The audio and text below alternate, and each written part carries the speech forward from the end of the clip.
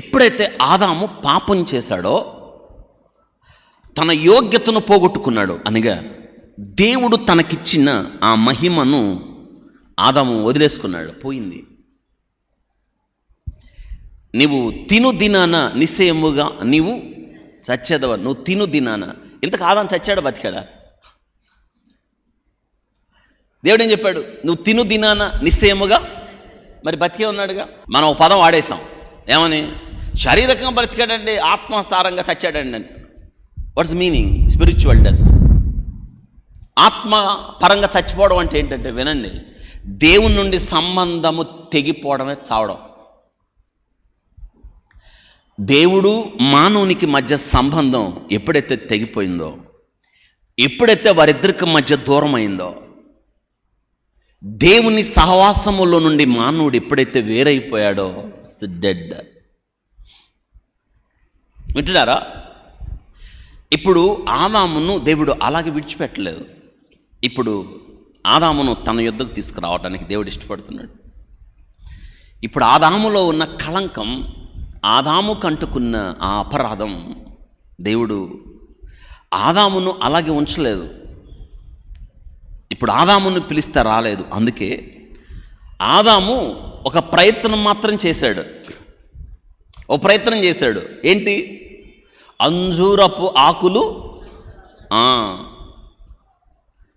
అంజూరపు ఆకులు తన చుట్టూ చుట్టుకుంటే అవి పనిచేయలా. అందుకే దేవుడు ఏం చేశాడు తెలుసా? చర్మపు చొక్కాయిలు కుట్టించి. ఏ చర్మం? జంతు చర్మమే కదా. బహుశా ఇప్పుడు ఆదాము కోసం ఏదెన్ తోటలో ఒక జంతువు చంపబడింది, ఒక జంతువు వధించబడింది. ఆ జంతువు రక్తము ప్రోక్షిస్తేనే ఆ జంతువు చంపబడి దాని చర్మం తీసి, అంటే పాపము ద్వారా వచ్చిన సిగ్గును కప్పడానికి, తిరిగి పాపి అయిన మానవుడు, అపరాధముతో చచ్చిన మానవుడు దేవుని యొద్దకు తేవడానికి ఆ జంతువు వధించబడి రక్త ప్రోక్షణ చేసిన తరువాత ఆ జంతువు చర్మముతో చొక్కాయిలు కుట్టించి వారికి కప్పి తిరిగి తన యొద్దకు తెచ్చాడు దేవుడు. అంటే ఆదాము దేవుని ఎదుటకు రావాలి అంటే ఆదాము పాపము కప్పబడాలి, ఆదాము కొరకు పరిహారము చెల్లించబడాలి. ఆదాము యొక్క పాపము, ఆదాము యొక్క సిగ్గు, ఆదాము అవ్వల యొక్క దిగంబరత్వము కప్పబడాలి. దాన్ని ఏమన్నారంటే కప్పబడుట. దట్ మీన్స్ చుట్టబడుట. పదం అటోన్మెంట్, దట్ మీన్స్ ప్రాయశ్చిత్తం. అటోన్మెంట్, ప్రాయశ్చిత్తము. వింటున్నారా?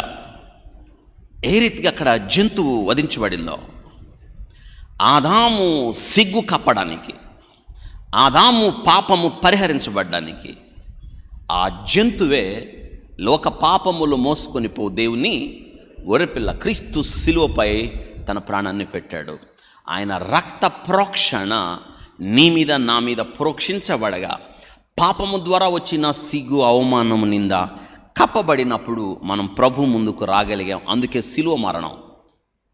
యేసు రక్తము ప్రతి పాపము నుండి నిన్ను నన్ను కడిగి పవిత్రులుగా చేస్తుంది. మీరు పరిశుద్ధ గ్రంథం ఆదికాండం నుంచి చదువుతుంటే ఈ బలులన్నీ కనిపిస్తాయి మీకు. ప్రతి బలి ఏంటంటే, ప్రతి బలి రక్త ప్రోక్షణ. ఇవన్నీ కూడా యేసు క్రీస్తుకి గుర్తుగా కనిపిస్తాయి. మీరు ఏ బలి చూసినా, ఏ రక్త ప్రోక్షణ చూసినా ప్రతి బలి కూడా ఎవరిని జ్ఞాపకం చేస్తుంది మనకి? అవును, అన్ని బలులు క్రీస్తులో ముగించబడ్డాయి. కాబట్టి అందరి కొరకు ఒక్కసారే బలి అర్పించబడింది. ఆ బలి ముగింపు, ఇక ఏ బలి అవసరం లేదు, ఆయన ఒక్కసారే అని మాట మనం తరచుగా హెబ్రీ పత్రికలో చదువుతాం. ఒక్కసారే అన్ని బలులకు ముగింపు ఒకటే. ఎవరా బలి? యేసయ్య బలి. అందుకే మన పాపములకు ప్రాయశ్చిత్తం యేసుక్రీస్తులో ఉంది. ఇంకా ఏ బలి అవసరము లేదు.